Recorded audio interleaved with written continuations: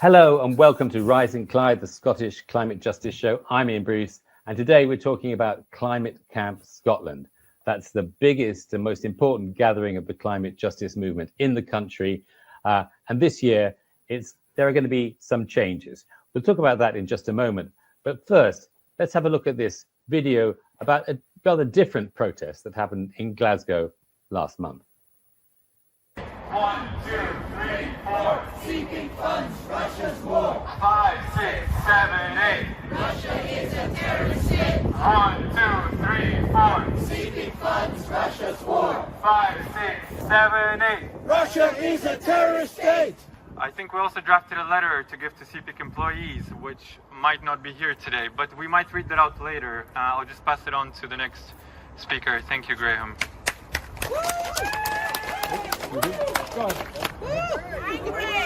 I'm Quan. I'm from Climate Camp Scotland. I'm here to send solidarity to you, to all Ukrainians from the climate and environmental justice movement. And I'm going to keep this short. We have woken up in a new day and age. We have woken up in an era where fossil fuel companies and far-right authoritarians and fascists are working hand in hand to destroy communities, to wreck the climate, to murder innocent people. And in this case, CPIC is one of the companies that enables all this. And yeah, we're surrounded by fossil fascists. That is the new reality we're facing. We're witnessing in real time how the US is sliding further and further into the same direction, where we witness Donald Trump targeting indigenous communities as well, evicting the Sioux people from Standing Rock to build his pipelines again. That is what we're up against. No oil for blood. No oil for blood! No oil for blood. No oil for blood! No oil for blood. Don't play with terrorists! Don't play with terrorists. Stop killing children with your money! Stop killing children with your money. I think what this conflict in this point in time in history shows is that we can win, but we will win only if we fight together. And this is a fight against colonialism in its 21st century form, which is very evidently displayed by Putin's actions and agenda, but also by Trump's actions and agenda. 1, 2, 3, 4. Seeking funds, Russia's war. 5, 6, 7, 8. Russia is a terrorist state. The path that CPIC is driving through the Arctic Sea is the path of our collective destruction. LNG should not be allowed to expand, and not just from Russia, but also from the States. This is a moment where we need to wake up to the reality of what is behind the fossil fuel trade, what it funds, what it enables, but also the kind of world that it locks us into. And this is not the world in which Ukrainians are fighting for and dying for. CPIC isn't just facilitating energy trade. It is fueling destruction of homes, of lives, and of our climate. And don't be fooled. The executives know exactly what they are doing. Yay! We are here to say, not in our city! Not in our city! Not in our name! Not in our name! So that was the protest outside CPIC last month. A little bit later, we might come back to that video to see whether it does or doesn't have any relevance to what we're actually going to be talking about today, which is, as I said, Climate Camp Scotland, the most important gathering of the climate justice movement in Scotland. And to talk about this year's Climate Camp, we're very pleased to have with us Ash and Wung, two of the people who are organizing this year's event. Thanks so much to both of you for joining us. Ash, maybe I could start with you, because I understand there are some changes. What exactly is going to happen this year? So this year, Climate Camp Scotland's being held from the 22nd to the 29th of July. We're going to be in a location in the Central Belt, which hasn't been announced yet. And this year, our camp focus is climate and the far right. So our sort of main focus is trying to connect communities who are already fighting fascism and bring together climate activists, like anti-fascist organisers, trans and queer organisers and activists, Palestine organisers, land justice and Indigenous communities, and really have sort of like a meeting point to come together, organise, and learn together and build a more resilient movement. So we're focusing on the climate and the far right this year, and we're like talking about how to target fossil fuel companies that are helping to sustain these far right regimes, and preparing to defend marginalized groups which like under increasing oppression with the rise of the far right, and also learn how to defend social movements and resist increased like police and state repression.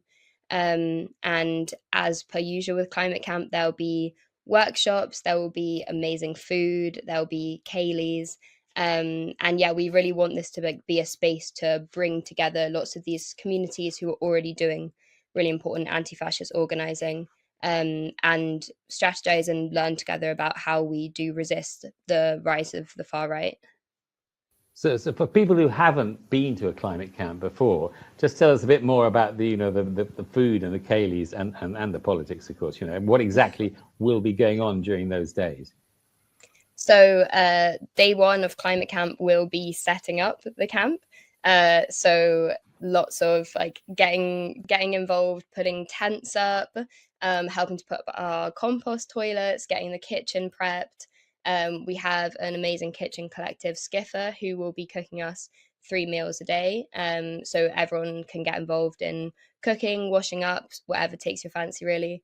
And during the day, there's a program of workshops.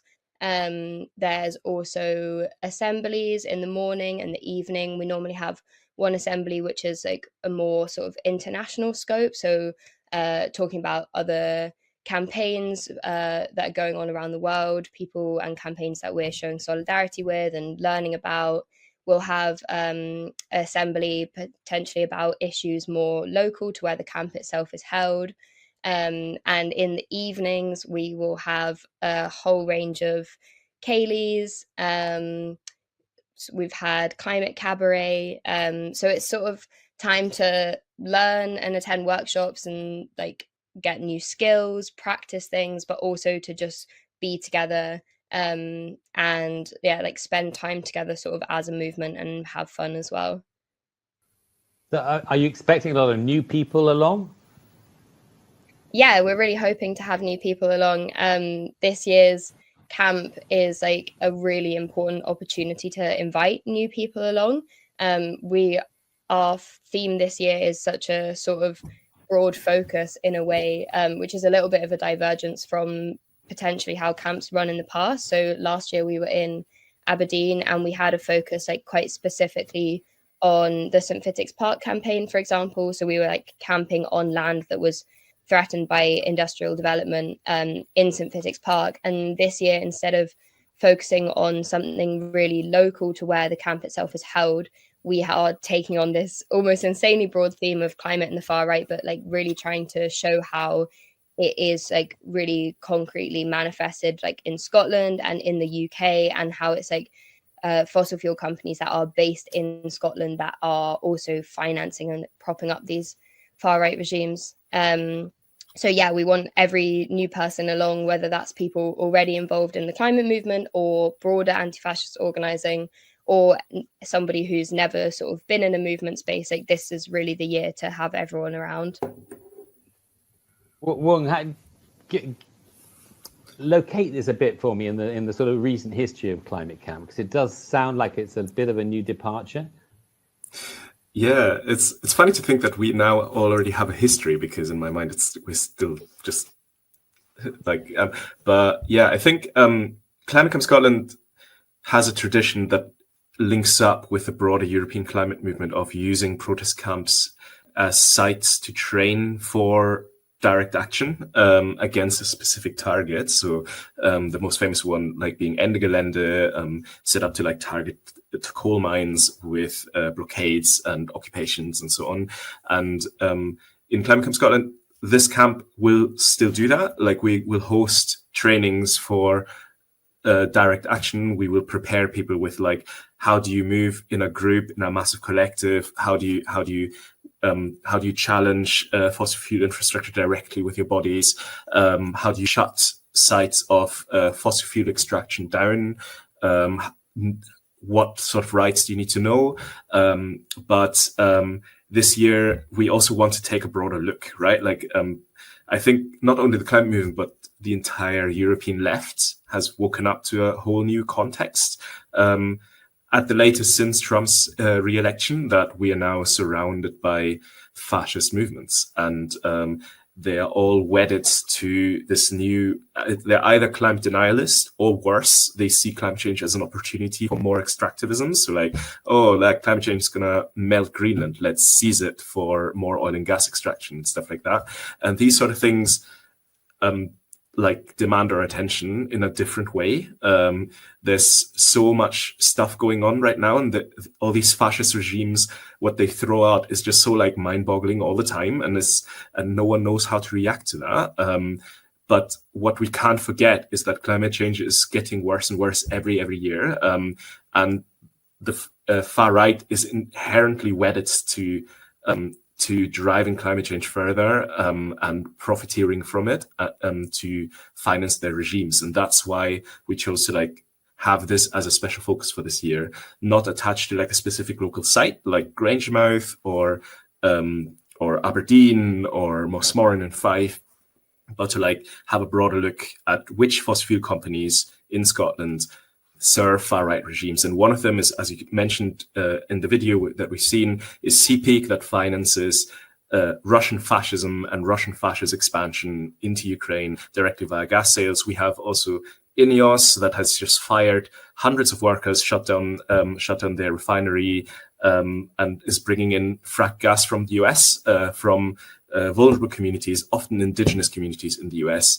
and Scotland hangs in there. We have Ithaca, a Scottish company that is partly Israeli owned, that finances operations in the West Bank, has fueled IDF military vehicles in the past. So these sort of things need to be challenged here in Scotland on a broader basis. And we also need to bring the broader left and climate actors together to think about, we're in the shits. What do we do? I want to understand more about that political context, but just in terms of the actual activity of the camp, I mean, Climate Camp has always had a central focus, as you mentioned, on direct action and so forth. And you say that's still going to be a part of it, but it sounds like it's going to be a bit more arm's length, a bit more sort of, it's not actually about doing direct action. Is that a important change in tactics or not? No, there's no change in tactics. So maybe two things. The first goal of Climate Camp is always to like build a movement space, to be like a prefiguratively living together, to like say, okay, right, everything needs to change, our entire system needs to change. But until that happens, we need to learn how that would work. We need to envision and imagine it in practice together. So that sort of thing is like just as important as taking direct action, to like just live together, as Asha said, live together, sing together, learn together, strategize together. These sort of things, the collective living experience of a climate camp is just as important as direct action, because why we do direct action is we want to imagine how we would act as if we were already free. And we want to directly use our bodies to challenge injustices. That's what direct action is for in the broader climate tradition, but also generally in the wider civil disobedience tradition. And that is still going to be part of Climate Camp. It might look different because we're not occupying and locating ourselves on a site of injustice directly, but people can expect some direct action to come out of this camp. I can't comment more at this time. No, I understand. But yeah, I'm just trying to think of whether the people involved, this focus on the far right for very obvious reasons.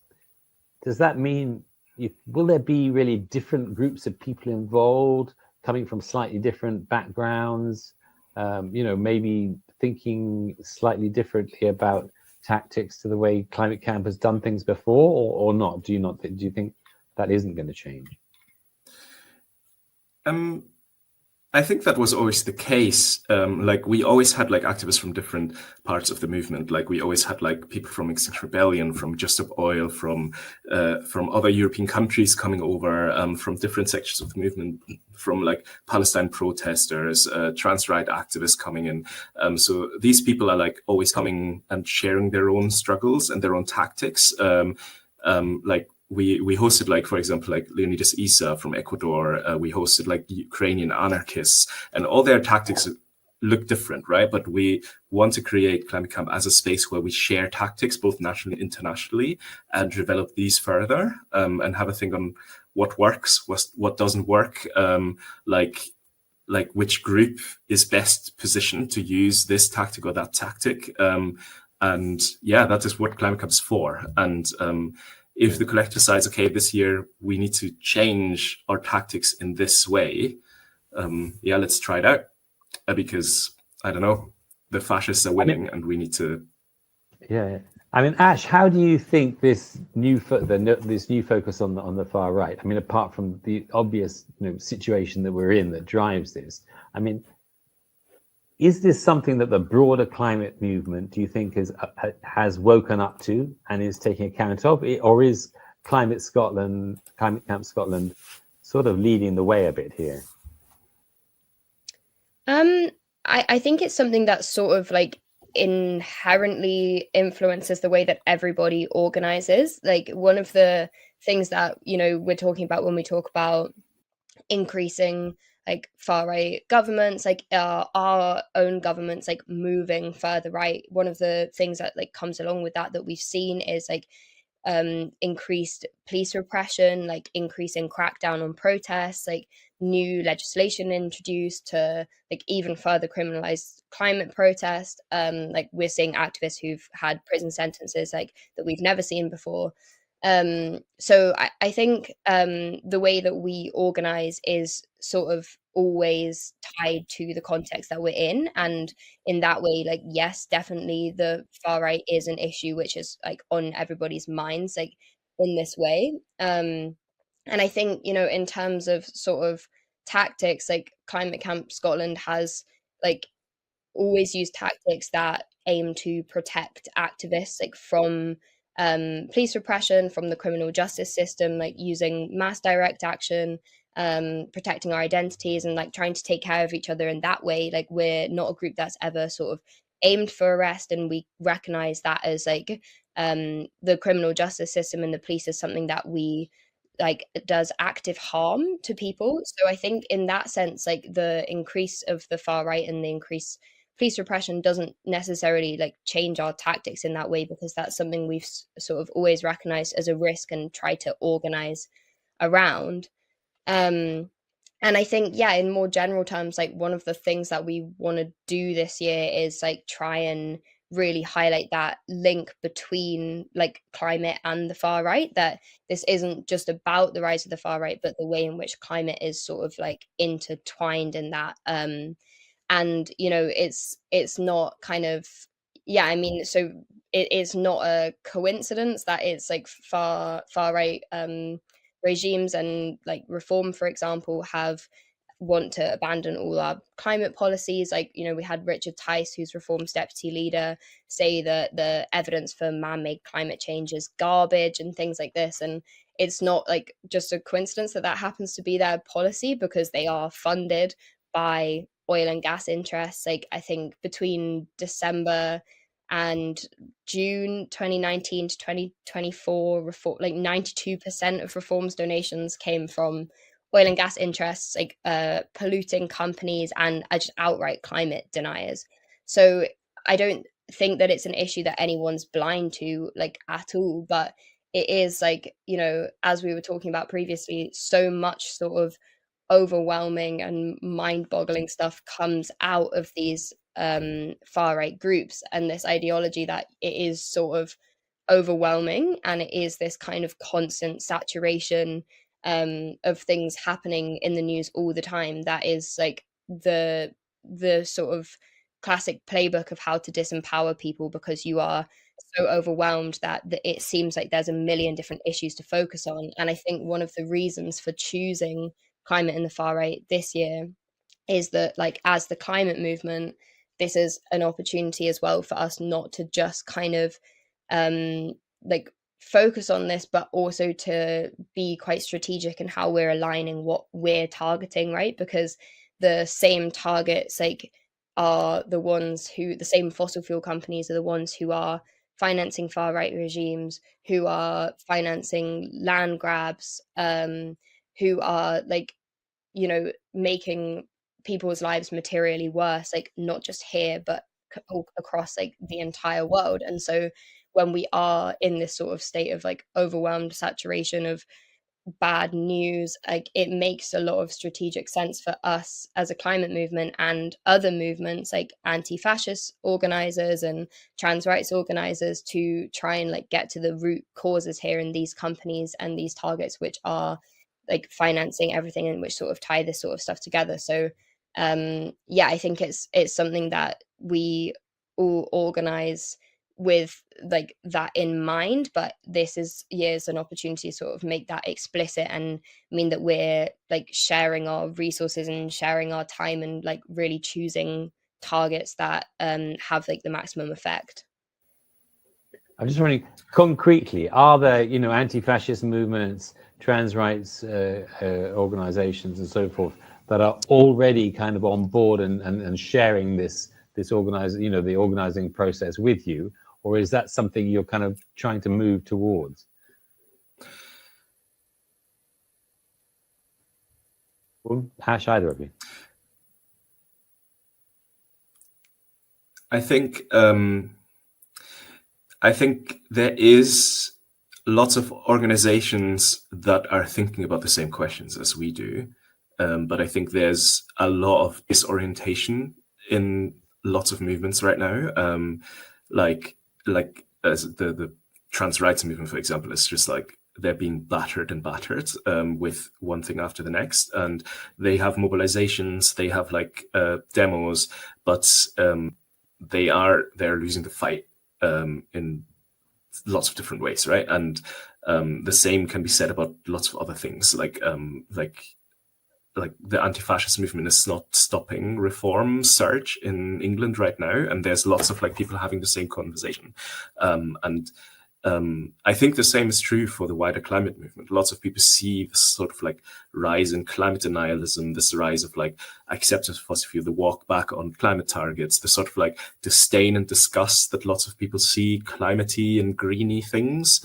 And I think what we're trying to do is to get all this together in a room and say, okay, what the fuck should we do about it? And I think maybe to add to that is, like, we also want everyone to gather and just have a nice time and just be together for a while, because right now everyone is so exhausted and so disoriented from everything that we want everyone to, like, just have a gathering space where everyone is maybe not completely aligned, but roughly focusing in the same direction, so that we can, like, figure this out together and build a space that is ours and, like, build a strategy that links different things together, but also to, like, popularize direct action as a method of action that other movements might not use as much. Like, obviously, like, anti-fascist movements use direct action arguably sometimes more than the climate movement and more successfully, but others might not. Like the trans movement might not have used it in the same way, on the same extent. And like, these sort of conversations need to happen in a space that is built on solidarity, is built on living together, and is just like a space where we can all, like, just sit down for a bit and take a breather. And that is what Climate Camp needs to be for. Yeah, I don't know whether you have it sounds things to add to that, Ash, but yeah. Go ahead. No, I mean, I was just going to say, it seems to me that, this kind of combination that you're looking at is at least, at the very least, a really, really interesting way of trying to put your finger on the different elements, the different bits of the very difficult situation we're in at the moment. I mean, it's obviously not a finished kind of, project for kind of confronting that, But I suppose what my concern, well, not a concern, my question is what's happening? How does this fit into the rest of the climate justice movement? I mean, you know, there seems to be, I mean, you mentioned people being disoriented before. I mean, there certainly seems to be a lot of flux at the moment. You know, XR seem to have completely changed their, or you know, their project, their tactics. Just Oil did some similar stuff. The Climate Justice Coalition that came out of the COP26 stuff is, I'm not really, I mean, I know they're targeting to, you know, the COP30 in Berlin now, in the road to Berlin. I'm just wondering how all this is pulling together, or isn't it pulling together, you know? I mean, I think it sort of pulls together in the sense of like, yeah, as you said, this is sort of a moment where there's like multiple different parts of the climate movement are either taking some sort of step back or doing some sort of like reevaluation, like of essentially the thing that we're all feeling at the moment, which is like we're not winning and what's going wrong. And I think the way that Climate Camp fits into this broader movement is like exactly the sort of point of come and like live together and have these conversations, and like have this conversation not just in your own group of kind of you know, where do we go from here and what tactics should we be using and how do we protect our activists and like all of these sorts of questions, but to have that like dialogue between lots of different parts of the climate movement and externally from the climate movement as well. And I think the way that, you know, Climate Camp can't offer all of the answers, but it can offer a space in which people can come together to talk about this stuff, and also, yeah, like really importantly, also just have a small bit of a nice time. Try and have some sort of like rest or at least sort of like shared experience of how life can be different and living together in this different way. And yeah, just sort of have these conversations like together. Yeah, I think that's sort of Climate Camp's main kind of like advantage, is that we just can bring people together in this way on quite a big scale. Yeah, no, I mean, I think even achieving that would be a, you know, a major achievement, you know. But look, I think we're probably running out of time. I think it would be really interesting maybe on another occasion to talk a bit more specifically about the far right and climate, those how those two things go together, you know. We probably haven't really got time to go into that properly now. Maybe just one thing, Wung, since you were at that CPEAK protest, I mean, how does, just give me a quick, you know, summary of what the connection is there, you know. Why is that kind of thing important for the climate movement? I think it's because the target of that protest was a site of fossil fascism. It is a company that ships fossil fuels extract from indigenous land in Russia, financing a fascist expansion war. And I think lots of people on the left are still like a bit like have not woken up yet to the new realities that we're faced, right? Like, we've spent so much time trying to move the climate movement towards an anti-capitalist direction, and that's correct, right? That's the right thing to do. We need to like figure out how capitalism fundamentally drives things. But the sort of neoliberal era that we've sort of all like been radicalized in is moving rapidly towards a far-right authoritarian fascist outlook, and there are certain systems that sustain the move towards fascism, and that is the fossil fuel industry. Like, that is Trump's drill baby drill, that it's Nigel Farage's drill baby drill, it is Putin's gas extraction and gas sales in his shadow fleet. It is like from it, and it goes further than that. It goes to Modi, it goes to Netanyahu, it goes to the Iranian regime. All these far-right authoritarian regimes sustain themselves through fossil fuel extraction that burns our planet down and like threatens to move us further and further towards a new era of fascism. And every climate activist needs to be aware of that and needs to resist that with everything we have. And obviously, like the climate movement is not what it is when it was like at its height in 2020, 2019, but we need to rebuild and we need to fight back, and that needs to start now. And yeah, why not at Climate Camp? Why not come to Climate Camp, learn how to take direct action, find your people, form a collective, and do whatever you can to stop this march towards fossil fascism. That sounds like a really strong note to end on. Thank you very much, Wung. And as I say, maybe we can explore some of these connections a bit further, maybe even before Climate Camp too, to sort of develop that conversation a bit further. But thank you very, very much indeed to both of you, to Ash and to Wung from Climate Camp Scotland. That's all we've got time for this time on Rising Clyde. Until next time, thanks very much. Bye-bye. Thank you. Thank you.